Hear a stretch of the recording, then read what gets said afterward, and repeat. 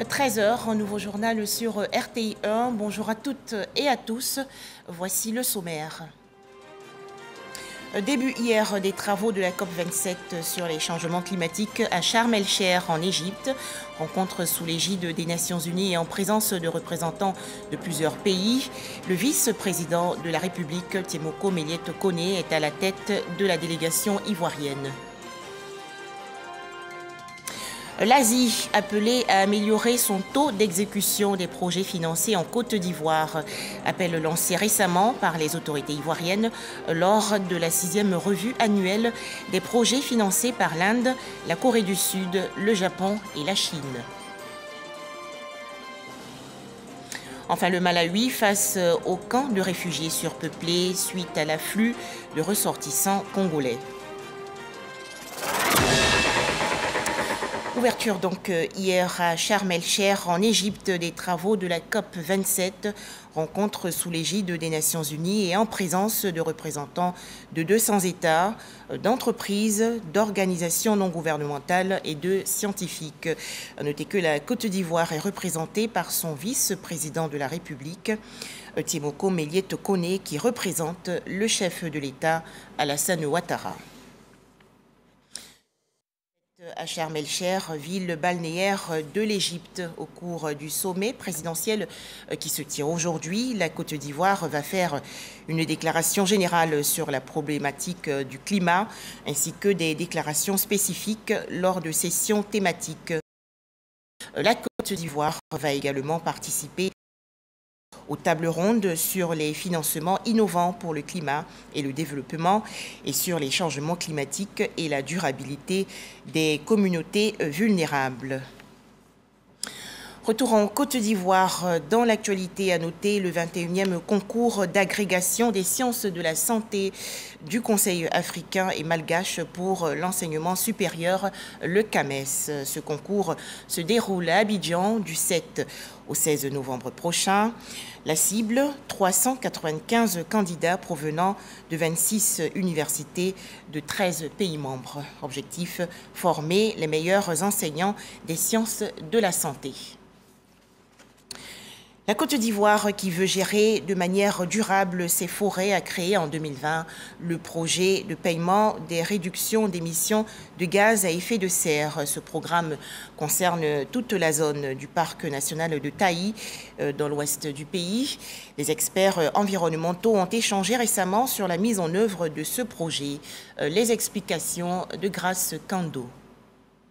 Le projet de paiement des réductions d'émissions autour du parc national de Taï, dénommé PRE, vise à inciter les communautés locales à s'engager dans une gestion forestière durable. L'objectif du projet PRE, c'est de capitaliser les efforts des différentes initiatives qu'il y a eu en matière de gestion forestière pour générer donc des crédits carbone qui vont être vendus à certains partenaires afin de rétribuer les populations et entités qui ont participé donc à améliorer la gestion forestière en Côte d'Ivoire. Restauration des terres et des forêts dégradées, c'est en cela que consiste, entre autres, le projet PRE. Les régions concernées sont Boclé, Nawa, Guemon, Cavali et San Pedro. Une mise au point donc avec les parties prenantes sur les dispositions de mise en œuvre du projet. Ce parc, c'est le plus grand parc national de Côte d'Ivoire. Il est impératif que tous ensemble, nous conjuguons nos efforts, non seulement pour conserver ce parc, mais aussi réhabiliter les forêts classées autour de ce parc. Quand on brûle la forêt, on déforeste. Et il faut voir comment compenser cela, faire de la culture de cacao sous des arbres, tout ça c'est une nouvelle méthodologie que nous devons voir. Le projet PRE bénéficie du soutien de plusieurs partenaires techniques et financiers, dont la Banque mondiale, l'Agence française de développement et l'Union européenne. Autre actualité nationale, 14 véhicules offerts aux greffiers en chef lors de la cérémonie de rentrée judiciaire 2022-2023. Ce don du gouvernement s'inscrit dans le cadre de l'amélioration de leur mobilité. L'occasion pour le garde des Sceaux, ministre de la Justice et des Droits de l'Homme, Sansan Kambilé, d'inviter ses collaborateurs au strict respect de la déontologie. Le point avec Ahmed Traoré et Didier Nguessan. 14 véhicules d'une valeur de 300 millions de francs CFA remis au greffier en chef au nom de l'État de Côte d'Ivoire, ce pour leur permettre d'être plus efficaces dans l'exercice de leurs fonctions. Cette cérémonie a permis au garde des Sceaux de donner quelques directives pour la nouvelle année judiciaire 2022-2023. Il a insisté sur le désir du ministère de veiller à l'amélioration des conditions de travail des magistrats et des autres acteurs du ministère de la Justice. L'année judiciaire 2021-2022 n'a pas été facile. Cependant, grâce à l'implication des uns et des autres, elle a pu se poursuivre et s'achever sur des notes d'espoir. Je voudrais vous remercier pour cet esprit constructif qui permet à notre justice d'aller de l'avant. Nous avons commencé au cours de cette année à doter les greffiers en chef de moyens de mobilité. Ces efforts seront poursuivis dans les mois à venir. Tous ces moyens déployés par le gouvernement visent à rendre la justice plus efficace et plus moderne pour le bien des usagers. Les magistrats bénéficiaires de ces véhicules promettent d'en faire bon usage. Monsieur le garde des Sceaux, aujourd'hui, encore plus qu'hier, nous demeurons convaincus que sous votre impulsion et par votre volonté clairement affichée, les attentes de tous les acteurs de la justice trouveront des réponses appropriées. Heureux bénéficiaires de ce jour, nous prenons devant vous le ferme engagement d'utiliser de façon responsable et avec le plus grand sérieux, dans l'intérêt du service public, les véhicules que vous venez de mettre à notre disposition. L'année judiciaire 2021-2022 a été marquée par des avancées notables en matière de réalisation d'infrastructures et par la réforme du statut de la magistrature, selon le ministre Sanson Kambili. Deuxième titre de ce journal, l'Asie appelée à améliorer son taux d'exécution des projets financés en Côte d'Ivoire. Cet appel a été lancé récemment par les autorités ivoiriennes lors de la 6e revue annuelle des projets financés par l'Inde, la Corée du Sud, le Japon et la Chine. En effet, selon les experts ivoiriens, sur les 30 projets concernés, le taux d'exécution est de 35% pour un montant total d'environ 3 milliards de francs CFA contre un objectif d'exécution de 85%. Pour en parler, Dangui Dangui.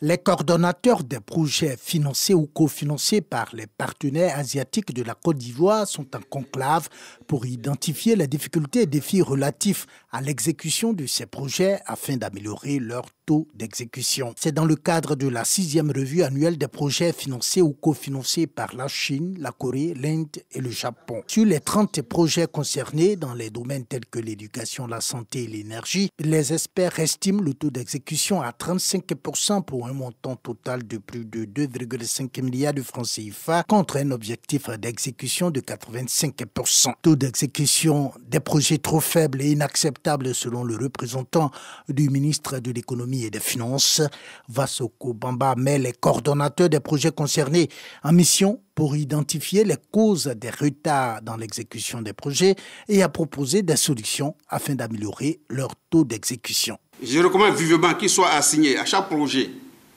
un objectif d'augmentation du taux de décaissement de 10 points à fin février 2023, date à laquelle une rencontre bilan à mi-parcours sera organisée avec l'ensemble des coordonnateurs pour évaluer la performance du portefeuille.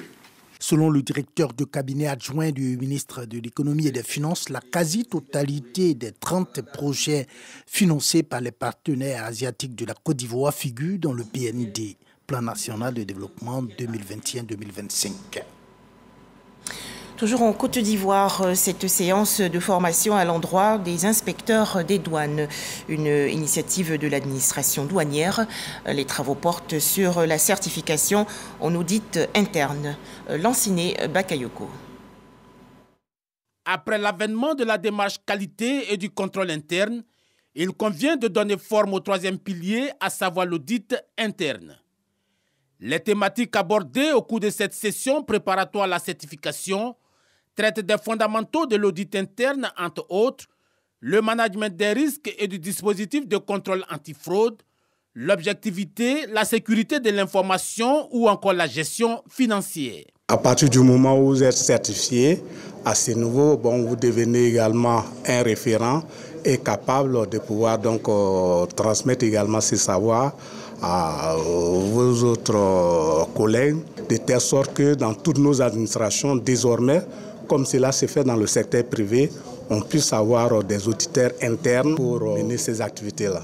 Avec ces nouvelles compétences, ces inspecteurs devraient produire dans le cadre de leurs travaux des rapports d'audit de qualité assortis de recommandations pertinentes susceptibles d'améliorer les performances des services douaniers. Il s'agit maintenant de s'aguerrir du point de vue des techniques. Et donc, la formation qui se déroule actuellement, c'est de donner des armes plus efficaces à cette structure-là pour assurer ses missions. Cette session a reçu l'accompagnement du projet d'appui à la gestion économique et financière PAGEF. Ce projet vise la qualité des institutions et donc la gouvernance de l'État à travers le renforcement des capacités des administrations économiques et financières ainsi que des structures de contrôle des finances publiques. Toutes et tous, unissons-nous contre le coronavirus.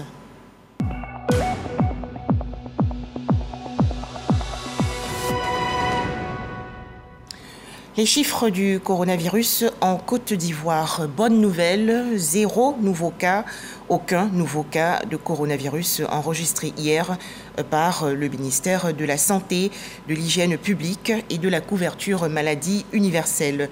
À la date du dimanche 6 novembre 2022, la Côte d'Ivoire comptabilise donc 87 830 cas confirmés de coronavirus, 86 994 personnes guéries, 829 décès et 17 cas actifs. Acceptons tous la vaccination contre le coronavirus. Toujours au chapitre santé, la lutte contre le sida, la tuberculose et le paludisme en Côte d'Ivoire. La subvention accordée au pays par le Fonds mondial arrive à échéance au 31 décembre 2023. Il faut donc se mobiliser pour relancer un nouveau soutien, d'où le prochain dialogue pays qui aura lieu le 10 novembre 2022. Les explications de Mamadou Kouassi. 151 milliards de francs CFA, c'est la subvention octroyée à la Côte d'Ivoire par le Fonds mondial dans la lutte contre le sida, la tuberculose et le paludisme pour la période 2021-2023. Un montant mis à la disposition du Country Coordinating Mechanism, CCM Côte d'Ivoire. Une subvention qui a contribué au renforcement du système sanitaire ivoirien pour le rendre plus performant et résilient. Aujourd'hui, les résultats du partenariat Côte d'Ivoire-Fonds mondial sont jugés satisfaisants par la présidente. Depuis 2003, ce sont plus de 700 milliards de francs que la Côte d'Ivoire a mobilisés auprès du Fonds mondial. Ce montant a contribué à l'atteinte des résultats que nous allons vous présenter. En ce qui concerne le VIH, 289 000 personnes sont sous traitement antirétroviral contre le VIH. 15 000 mères vivant avec le VIH sont sous traitement pour rester en vie et éviter de transmettre le VIH à leurs enfants. En ce qui concerne la tuberculose, 2800 patients tuberculose séropositifs sont sous antirétroviraux, 5700 personnes exposées à la tuberculose sont sous traitement préventif. Pour ce qui est du paludisme, 19 800 000 moustiquaires ont été distribués avec 96% de taux de couverture nationale en 1000 dames. Et nous avons un peu plus de 4 600 000 cas de paludisme qui sont traités et bien traités. Avant la fin de cette échéance prévue pour le 31 décembre 2023, l'heure est aux préparatifs pour la prochaine phase 2024-2026.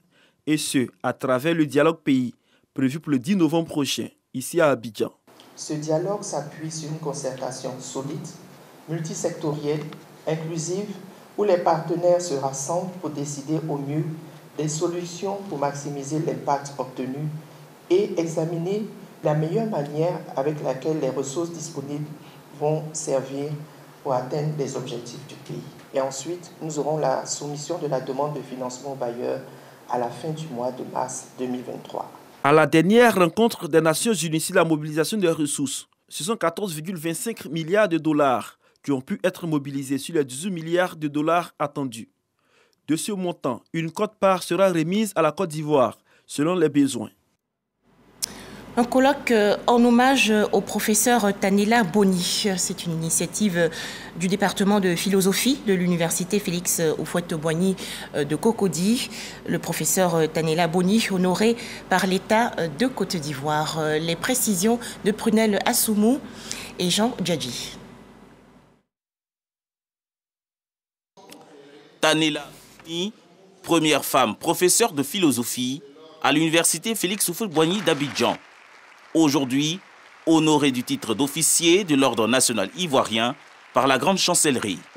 À travers cette distinction, l'État de Côte d'Ivoire lui rend hommage pour sa contribution au rayonnement de la culture ivoirienne. Merci aux autorités ivoiriennes. Monsieur le Président de la République, Madame la Grande Chancelière, cette décoration que je viens de recevoir, j'aimerais vraiment la dédier à ma sœur aînée, que je considère comme étant ma deuxième mère. Madame Tanela Boni est une étoile de l'enseignement supérieur et de la recherche scientifique et on peut considérer qu'elle est également une icône au plan culturel. Sous ce rapport-là, elle est une actrice de la société civile. La vie de Tanela Boni est jalonnée de 3 grandes distinctions, dont le prix Amadou Kourouma en 2005, le prix international de la poésie en 2009 et le prix Théophile Gautier en 2018. La poétesse et critique littéraire Tanela Boni représente une source d'inspiration pour la jeunesse. Nous sommes venus célébrer une formatrice de qualité, une formatrice qui a une dimension internationale. Nous avons beaucoup de modèles en Côte d'Ivoire, contrairement à ce que l'opinion pense, disant que la jeunesse n'a pas de repères, la jeunesse n'a pas de modèle. Ce n'est pas vrai, il y a des modèles. Un colloque en son hommage est organisé par le département de philosophie de l'université Félix Houphouët-Boigny de Cocody. Thème retenu, Tanela Boni, l'universitaire, la féministe, la citoyenne du monde. Dans l'actualité également, la lutte contre les violences faites aux enfants en Côte d'Ivoire. Dans le cadre des campagnes de sensibilisation, l'UNICEF et le ministère de la Femme, de la Famille et de l'Enfant organisent un concert le 20 novembre prochain lors de la Journée internationale des droits de l'enfant. Événement présidé par la première dame Dominique Ouattara. Thème retenu pour une Côte d'Ivoire sans violence aux enfants. Les précisions de Paco Medidi et Jean Djadji. L'UNICEF et le ministère de la Femme, de la Famille et de l'Enfant, ensemble pour la lutte contre les violences faites aux enfants. Depuis décembre 2020, les 2 entités initient une campagne de lutte placée sur le thème « Réinventons une Côte d'Ivoire sans violence faite aux enfants ». Cette campagne de lutte sera couronnée par un grand concert organisé en partenariat avec la Fondation Magic System. Non à la violence faite aux enfants, ça c'est déjà le premier message. Et à travers ce message, il y aura des déclinaisons. Donc on va parler aussi de l'éducation, on va parler de la scolarisation. Le 20 novembre, Journée mondiale de l'enfance, est la date choisie pour la tenue de ce concert intitulé « Pour une Côte d'Ivoire sans violence faite aux enfants ». Prestations d'artistes, capsules contenant des messages de sensibilisation marqueront cette journée. On ne dirait pas qu'on a éliminé complètement les violences faites aux enfants, mais la sensibilisation porte ses fruits aujourd'hui. Et beaucoup de populations, que ce soit à Abidjan, que ce soit en milieu rural, ont beaucoup compris. Les mariages forcés ont réduit. Les mutilations génitales féminines, bien qu'elles existent encore, aujourd'hui, nous avons beaucoup de recul pour dire qu'on a beaucoup de résultats satisfaisants aujourd'hui.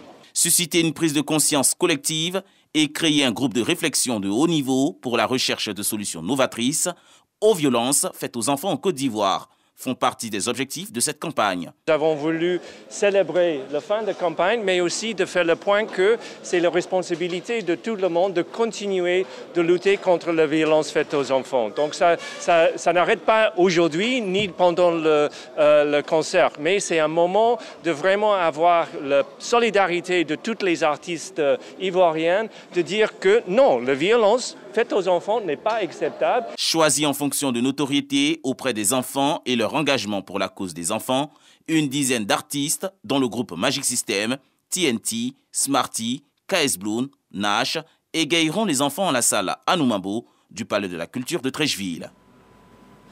La culture, la 4e édition du Festival du cinéma amateur de Bouaké dans la région centre du pays. Une initiative de la direction de la culture et de la francophonie de Bouaké. Les précisions de Soro Corona de RTI Bouaké. C'est avec le film Détecteur de mensonges que le collège Le Wallet de Sakassou a remporté le grand prix de la 4e édition du FECAB, Festival du cinéma amateur de Bouaké. Par la réalisation de leur court-métrage, les élèves de cet établissement secondaire ont tenu en haleine le public du centre culturel Jakaka. Ils se classent ainsi le lycée moderne de Demokro et le collège Henri Poincaré, respectivement 2e et 3e. Il s'agit d'un petit très turbulent qui sèche les cours, qui trompe la vigilance des parents. Donc, grâce à l'avènement de la digitalisation, elle a su détecter les mauvaises conduites de l'enfant. Organisé par la direction régionale de la culture et de la francophonie de Bouaké, le FECAB vise à détecter des talents du 7e art à l'école.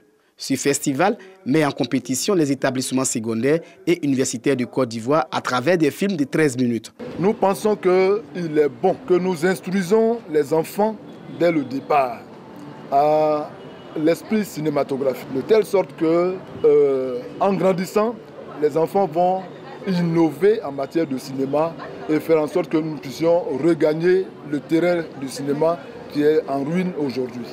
Pour la promotion du cinéma à Bouaké, les autorités locales plaident pour la création de salles de cinéma.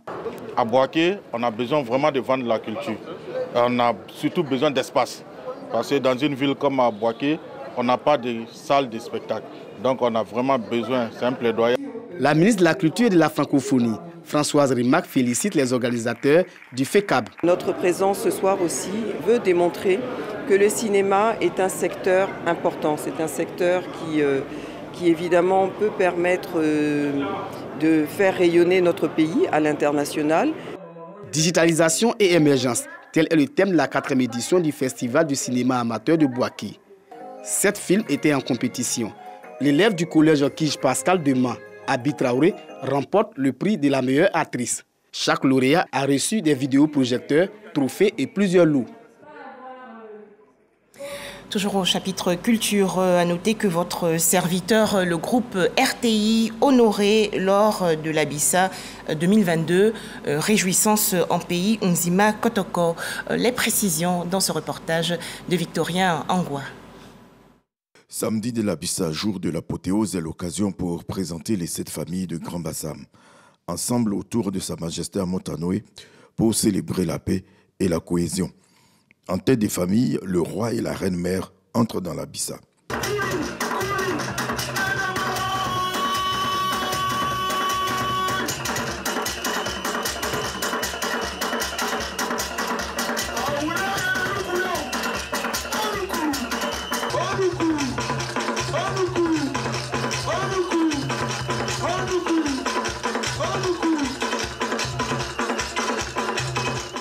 En attraction, les jeunes gens du centre de formation, lumière sur les batteurs.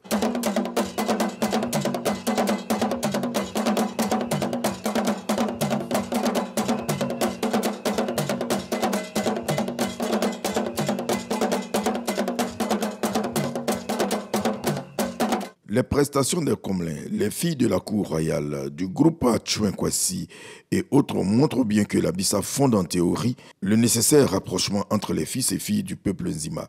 La disparition des barrières sociales et, au nom de la souveraineté du peuple, les chansonniers à Blamont de Grand Bassam et les Ananzés d'Azureti ont une fois de plus passé le message de paix.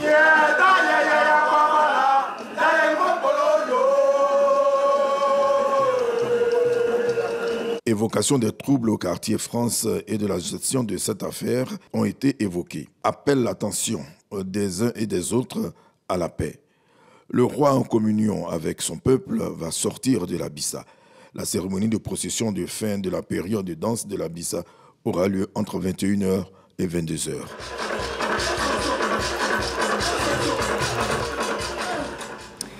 Des prières dites pour la paix en Côte d'Ivoire. Les populations ont été exhortées à la tolérance et à l'unité. Ils sont près de 1500 imams venus de toutes les contrées du pays pour prendre part à la journée de prière organisée par le CODIS, Conseil suprême des imams, organisation et structure sunnite. Objectif, implorer Allah pour une paix durable et pour le renforcement de la cohésion sociale en Côte d'Ivoire. CODIS, une organisation de référence au service d'une Côte d'Ivoire unie et prospère, est le thème de ce rendez-vous. Nous remercions Dieu Tout-Puissant que nous a fait l'honneur qu'on s'est réunis, les imams, ensemble pour discuter entre nous. Nous sommes fiers pour être ensemble aujourd'hui, pour montrer aux Ivoiriens l'unité de tout l'ensemble de l'érigé en Côte d'Ivoire. Une initiative jugée opportune par le cheikh Aïma Ousmane Diakité, président du Conseil supérieur des imams. Je voudrais me féliciter de cette méthodologie de renforcement de la gouvernance des associations islamiques. Ça veut dire que désormais, nous ne travaillons plus au hasard. Nous réfléchissons, nous planifions, nous exécutons, nous évaluons. C'est la méthodologie que le Coran nous enseigne dans notre vie de tous les jours. Adama Bictogo, parrain de cette journée de prière et par ailleurs président de l'Assemblée nationale, a exprimé sa gratitude aux imams pour cet acte de cohésion. Le rassemblement commence d'abord par le rassemblement interne. Cette image affichée par nos deux grandes personnalités, Cheikh Aïma pour le COSIM, le docteur Fadiga Moussa pour le CODIS, traduisent l'expression et la volonté affichée de nous rassembler. Donc si la communauté musulmane affiche cette volonté rassemblée, c'est justement parce qu'elle est en train de donner une image aux autres Ivoiriens que nonobstant nos diversités politiques, religieuses, régionales, nous avons le devoir de nous rassembler. Le messager du président Alassane Ouattara, pour sa part, a souhaité que Dieu exauce les prières des imams. Direction Kouto, dans la région nord du pays. Bientôt la levée de la mesure de fermeture de l'abattoir. En effet, des travaux de rénovation de cet établissement viennent d'être lancés. Pour mémoire, le 18 août dernier, un rapport des services vétérinaires avait révélé une grosse insalubrité dans les locaux de l'abattoir de Kouto. Kader Sogodogo de RTI Bouaké. Insalubrité, manque d'hygiène, risque de maladie. Le rapport des services vétérinaires sur l'abattoir de Kouto n'a pas été tendre. Nyamou Angouran, représentant du chef de l'État dans le département, a dû prendre un arrêté préfectoral pour fermer l'abattoir le 18 août 2022. La vente de viande, une denrée très importante. Et quand les conditions de vente ne sont pas réunies, les conditions d'hygiène surtout, il va de soi que les populations peuvent être contaminées. En ma qualité de premier responsable du département, je me devais de prendre le devant pour que les choses changent. Le préfet va par la suite inviter les cadres à participer à la réhabilitation de cet espace vital pour Kouto. Le message a été bien perçu par un fils du terroir qui a décidé de financer les travaux. Nous sommes engagés à accompagner l'État dans sa politique de développement. Ce n'est pas seulement à Kouto.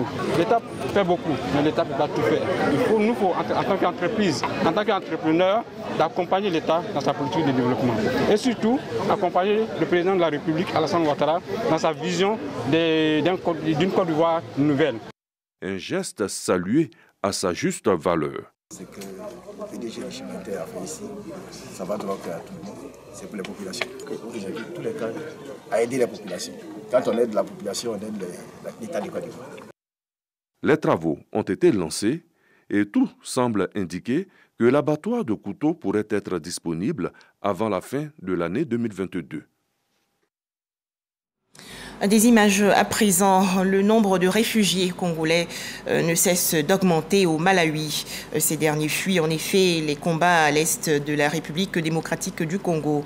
Et face à cette situation, le Programme alimentaire mondial, le PAM, tire la sonnette d'alarme. Le seul camp de réfugiés du pays a une capacité de 10 000 places, mais ils sont 5 fois plus nombreux à s'entasser sur place. Enfin, sachez que le président français Emmanuel Macron a félicité Benjamin Netanyahou. Lors des législatives du 1er novembre dernier, l'ancien Premier ministre israélien et ses alliés de droite ont remporté la majorité des sièges au Parlement. Voilà, merci de nous avoir suivis. C'est la fin de ce journal. Excellent début de semaine à toutes et à tous sur RTI 1.